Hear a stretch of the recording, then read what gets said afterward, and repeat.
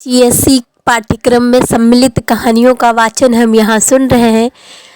इसी क्रम में, इसी श्रृंखला में आज हम लेकर उपस्थित हुए हैं कमलेश्वर की कहानी दिल्ली में एक मौत।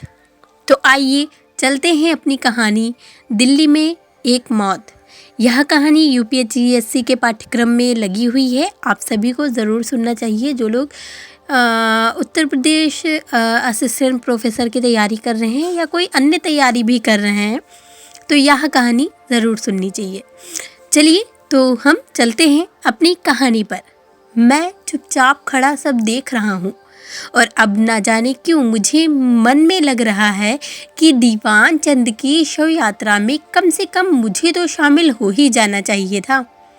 उनके लड़के से मेरी खासी जान पहचान है और ऐसे मौके पर तो दुश्मन का साथ भी दिया जाता है। सर्दी की वजह से मेरी हिम्मत छूट रही है, पर मन में कहीं शव यात्रा में शामिल होने की बात भीतर ही भीतर कौच रही है। चारों तरफ कोहरा छाया हुआ है।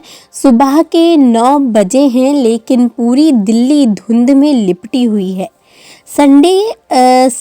सड़कें नम हैं, पेड़ भीगे हुए हैं, कुछ भी साफ दिखाई नहीं देता। जिंदगी की हलचल का पता आवाज़ों से लग रहा है। ये आवाज़ें कानों में बस गई हैं। घर के हर हिस्से से आवाज़ें आ रही हैं। वानी के नौकर ने रोज की तरह स्टोव जला दिया है। उसकी सनसनाहट दीवार के पार से आ रही है। बगल वाले कमरे में अतुल मवानी जूते पर पालिश कर रहे हैं। ऊपर सरदार जी मूंछों पर फिक्सो लगा रहे हैं। उनकी खिड़की के पर्दे के पार जलता हुआ बल्ब बड़े मोती की तरह चमक रहा है। सब दरवाजे बंद हैं, सब खिड़कियों पर पर्दे हैं, लेकिन हर हिस्से में जिंदगी की खनक है। 3 मंजिले पर वासवानी ने बाथरूम का दरवाज़ा बंद किया और पाइप खोल दिया है।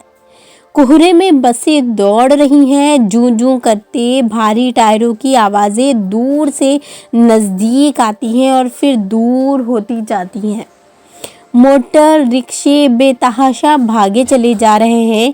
टैक्सी का मीटर अभी किसी ने डाउन किया है। पड़ोस के डॉक्टर के यहाँ फ़ोन की घंटी बज रही है और पिछवाड़े गली से गुजरती हुई कुछ लड़कियां सुबह की शिफ्ट पर जा रही हैं। सख्त सर्दी है, सड़कें ठिठुरी हुई हैं और कोहरे के बादलों को चीरती हुई कारें और बसें हॉर्न बजाती हुई भागी जा रही हैं। सड़कों और पटरियों पर भीड़ है, पर कोहरे में लिपटा हुआ हर आदमी भटकती हुई रूह की तरह लग रहा है। वे रूहें चुपचाप धुंध के समुद्र में बढ़ती जा रही हैं। बसों में भीड़ है, लोग ठंडी सीटों पर सिकुड़े हुए बैठे हैं और कुछ लोग बीच में ही ईसा की तरह सलीब पर लटके हुए हैं, बाहें पसारे।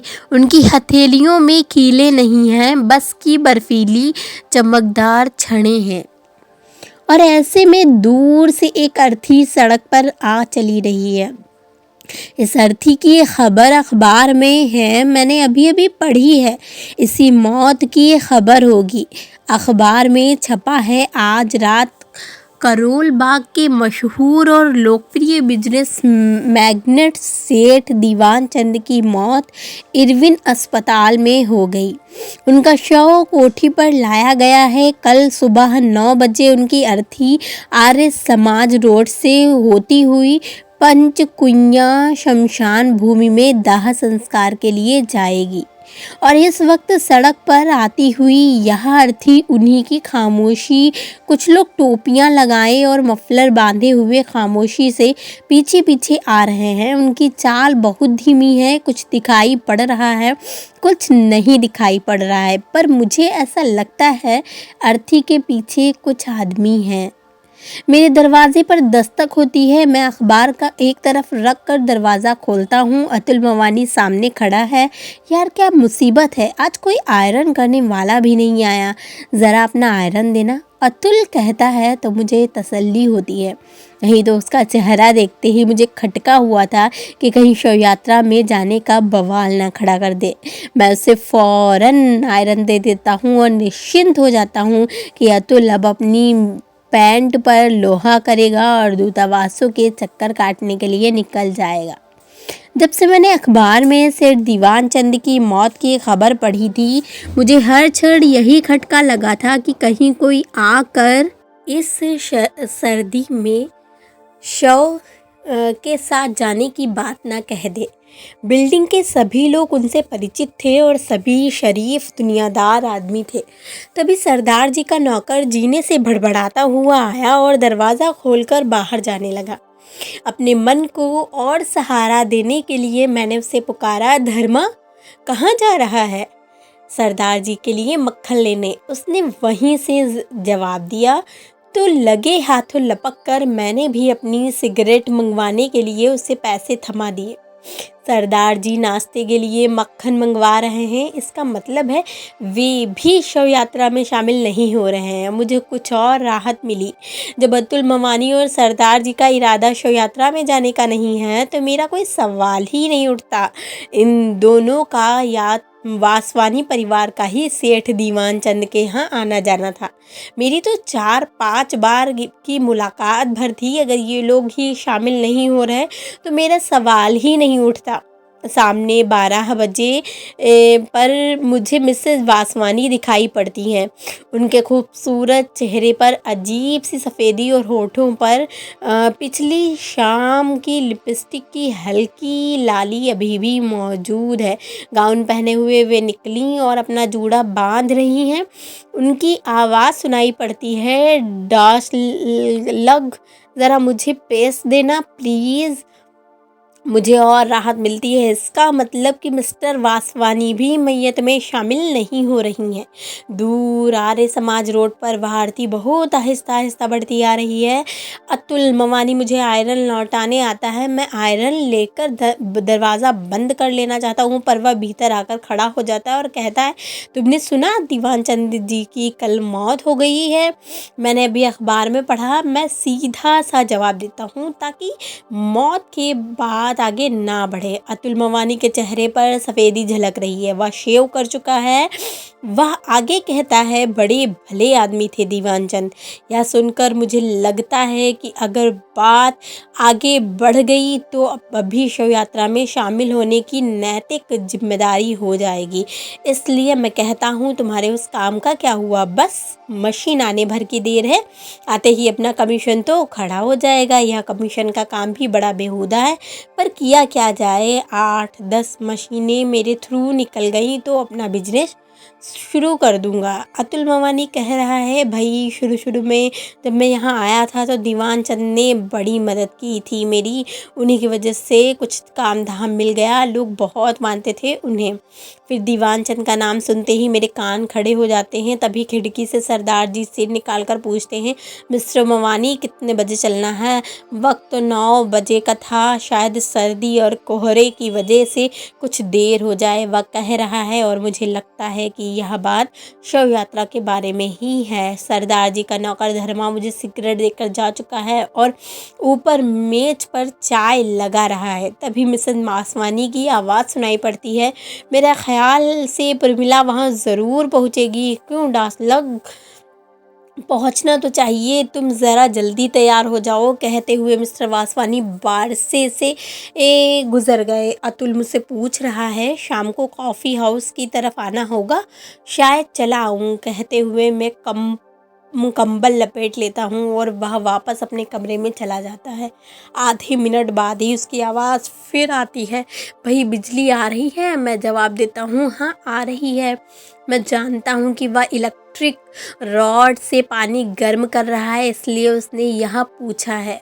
पॉलिश बूट पॉलिश वाला लड़का हर रोज़ की तरह अदब से आवाज़ लगाता है और सरदार जी उसे पुकार लेते हैं। लड़का बाहर बैठकर पॉलिश करने लगता है। वह अपने नौकर को हिदायत दे रहे हैं, खाना ठीक 1 बजे लेकर आना, पापड़ भून कर लाना और सलाद भी बना लेना।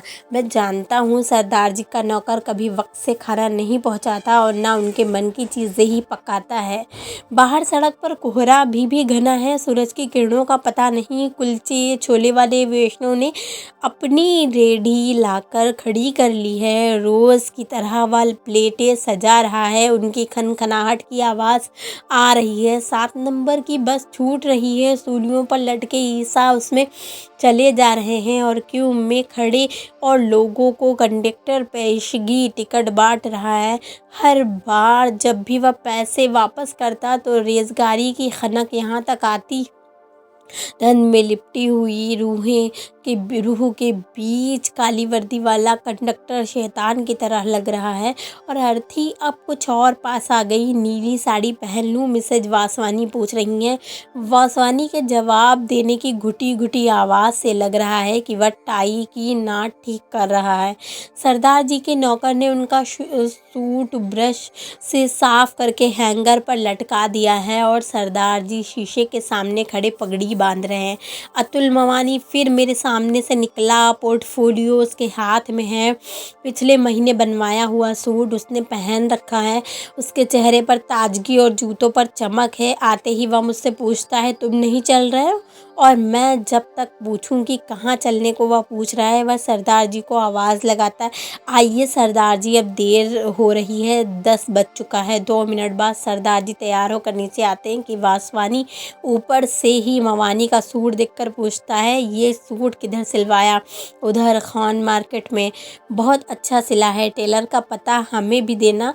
फिर वहाँ अपनी मिसेज को पुकारता है, अब आ जाओ डियर। अच्छा मैं नीचे खड़ा हूँ, तुम आओ, कहता हुआ वह भी मवानी और सरदार जी के पास आ जाता है और सूट को हाथ लगाते हुए पूछता है, लाइनिंग इंडियन है, इंग्लिश बहुत अच्छा फिटिंग है। कहते हुए वह टेलर का पता डायरी में नोट करता है। मिसेज वासवानी बारजे पर दिखाई पड़ती हैं। अर्थी अब सड़क पर ठीक मेरे कमरे के नीचे है कि उसके साथ कुछ एक आदमी है, 1-2 कारें भी हैं जो धीरे धीरे रेंग रही हैं। लोग बातों में मशगूल हैं। मिसेज वासवानी जूड़े में फूल लगाते हुए नीचे उतरती हैं तो सरदार जी अपनी जेब का रुमाल ठीक करने लगते हैं। और इससे पहले कि वे लोग बाहर जाएं, वासवानी मुझसे पूछता है, आप नहीं चल रहे? आप चलिए, मैं आ रहा हूँ, मैं कहता। पर दूसरे ही क्षण मुझे लगता है कि उसने मुझसे कहाँ चलने को कहा है। मैं अभी खड़ा सोच ही रहा हूँ कि वे चारों घर के बाहर हो जाते हैं। अर्थी कुछ और आगे निकल गई। एक कार पीछे से आती है और अर्थी के पास धीमी होती ही है। चलाने वाले साहब शव यात्रा में पैदल चलने वाले आदमी से कुछ बातें करते हैं और कार सर से आगे बढ़ जाती है। अर्थी के साथ पीछे जाने वाली दोनों कारें भी उसी कार के पीछे सरसराती हुई चली जाती हैं।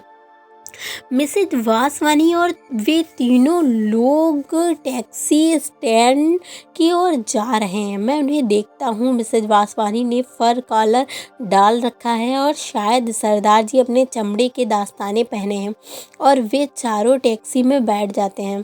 अब टैक्सी इधर ही आ रही है और उसमें से खिलखिलाने की आवाज़ें मुझे सुनाई पड़ती हैं। वासवानी आगे सड़क पर जाती अर्थी की ओर इशारा करते हुए ड्राइवर को कुछ बता रहा है।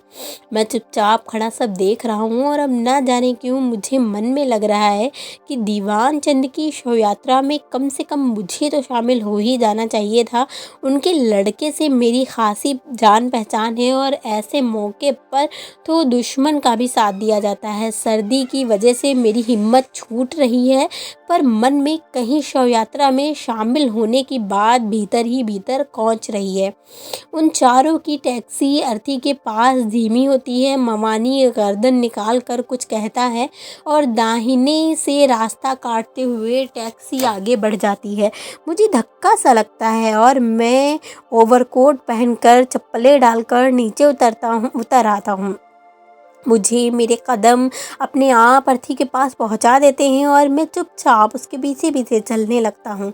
4 आदमी कंधा दिए होते हैं और 7 आदमी साथ चल रहे होते हैं। 7वां मैं ही हूँ और मैं सोच रहा हूँ कि आदमी के मरते ही कितना फ़र्क पड़ जाता है। पिछले साल ही दीवान चंद ने अपनी लड़की की शादी की थी तो हज़ारों की भीड़ थी। कोठी के बाहर कारों की लाइनें लगी हुई थी। मैं अर्थी के साथ साथ लिंक रोड पर पहुंच चुका हूं।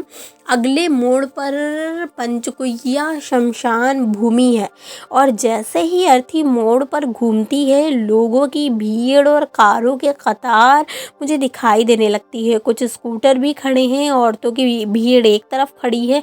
उनकी बातों की ऊंची धुनियाँ सुनाई पड़ रही हैं। उनके खड़े होने में वही लचक है जो कनॉट प्लेस में दिखाई पड़ती है। सभी के जूड़ों के स्टाइल अलग अलग है। मर्दों की भीड़ से सिगरेट का धुआं उठ उठ कर कोहरे में घुला जा रहा है और बात करती हुई औरतों के लाल लाल होठ और सफ़ेद दांत चमक रहे हैं और उनकी आंखों में एक गुरूर है। अर्थी को बाहर भरे चबूतरों पर रख दिया जाता है। अब खामोशी छा गई। इधर उधर बिखरी हुई भीड़ शव के इर्द गिर्द जमा हो गई और कारों के शोफर हाथों में फूलों के गुलदस्ते और मालाएं लिए अपनी मालकिनों की नज़रों का इंतज़ार कर रहे हैं। मेरी नज़र वासवानी पर पड़ती है। वह अपनी मिसेज को इशारे से शव के पास जाने के लिए कह रहा है और वह है कि एक औरत के साथ खड़ी बात बना रही है। सरदार जी और अतुल मवानी भी वहीं खड़े हुए हैं। शव का मुंह खोल दिया गया है और अब औरतें फूल और मालाएं उसके इर्द गिर्द रखती जा रही हैं। शोफर खाली होकर अब कारों के पास खड़े सिगरेट पी रहे हैं। एक महिला माला रखकर कोट की जेब में रुमाल निकालती है और आंखों पर रखकर नाक सुरसुराने लगती है और पीछे हट जाती है। और जब सभी औरतों ने रुमाल निकाल लिए और उनकी नाकों से आवाज़ें आ रही हैं, कुछ आदमियों ने अगरबत्ती जलाकर शव के सिरहाने रख दी हैं। वे निश्चल खड़े हैं। आवाज़ों से लग रहा है औरतों के दिल को ज़्यादा सदमा पहुंचा है। अतुल मवानी अपने पोर्टफोलियो से कोई कागज़ निकालकर वासवानी को दिखा रहा है। मेरे ख्याल से वह पासपोर्ट का फॉर्म है। अब शव को भीतर शमशान की भूमि में ले जाया जा रहा है। भीड़ फाटक के बाहर खड़ी देख रही है। शोफरों ने सिगरेटें या तो पी ली हैं या बुझा दी हैं और अपनी अपनी कारों के पास तैनात हैं। शव भीतर पहुंच चुका है। मातम पुरसी के लिए आए हुए आदमी और औरतें अब बाहर की तरफ लौट रहे हैं। कारों के दरवाजे खुलने और बंद होने की आवाज़ें आ रही हैं। स्कूटर स्टार्ट हो रहे हैं और कुछ लोग रीडिंग रोड बस स्टॉप की ओर बढ़ रहे हैं। कोहरा अभी भी घना है। सड़क से बसें गुजर चुकी हैं और मिसेज वासवानी कह रही हैं, प्रमिला ने शाम को बुलाया है, चलोगे ना डियर, कार आ जाएगी, ठीक है ना। वासवानी स्वीकृति में सर हिला रहा है। कार में जाती हुई औरतें मुस्कुराते हुए एक दूसरे से विदा ले रही हैं और बाय बाय की कुछ एक आवाज़ें आ रही हैं। कारें स्टार्ट होकर जा रही हैं। अतुल मवानी और सरदार जी भी रीडिंग रोड बस स्टॉप की ओर बढ़ गए हैं और मैं खड़ा सोच रहा हूँ कि अगर मैं भी तैयार होकर आया होता तो यहीं से सीधा काम पर निकल जाता। लेकिन अब तो 11:30 बज चुके हैं। चिता में आग लगा दी गई है और 4-5 आदमी पेड़ के नीचे पड़ी बेंच पर बैठे हुए हैं। मेरी तरह वे भी यूं ही चले आए हैं। उन्होंने ज़रूर छुट्टी ले रखी होगी, नहीं तो वे भी तैयार होकर आते। मेरी समझ में नहीं आ रहा कि घर जाकर तैयार होकर दफ्तर जाऊं या अब एक मौत का बहाना बनाकर आज की छुट्टी ले लूं। आखिर मौत तो हुई है और मैं शव यात्रा में शामिल भी हुआ हूं। तो यह थी कहानी कमलेश्वर की दिल्ली में एक मौत। जो एक ऐसी विभीषिका को, ऐसी मानसिकता को दर्शाती है यह कहानी। यह कहानी शहर में रहने वाली एक ऐसी मानसिकता, एक ऐसी कलुषित मानसिकता को दर्शाती है, या यह कह लें कि संवेदनाहीन मानसिकता को दर्शाती है यह कहानी। क्योंकि किसी की मृत्यु हो जाती है तो लोग अवसरवादिता दर्शाती है यह कहानी। एक तरफ दीवान चंद जी की मृत्यु हो गई है, लेकिन सरदार जी, मवानी और मिसेज वासवानी ये सभी लोग, इन लोगों को एक अवसर, ऐसा लग रहा है कि कोई प्रोग्राम है, कोई आयोजन किया गया है जिसके लिए वहाँ सब लोग सुबह से तैयार हो रहे हैं और फिर तैयार होकर वहाँ गए हैं। ऐसा लग रहा है कोई गैदरिंग का अरेंजमेंट किया गया है। इस तरह से सभी जाते हैं। यहाँ पर लेखक ने यह दिखाने का प्रयत्न किया है कि किस तरह से लोग शहरों में रहकर संवेदनाहीन बन जाते हैं और संवेदनाहीन बनकर किस तरह से सभी चीज़ों को अवसर बना लेते हैं। अवसरवादिता बहुत स्पष्ट रूप से दिखाई गई है, जिसमें सरदार जी और बाकी सब लोगों को और मिसेज वासवानी को एक गैदरिंग के लिए अवसरवादिता का पक्षधर दिखाया गया। और जो लेखक होता है वो भी सोचता है कि आज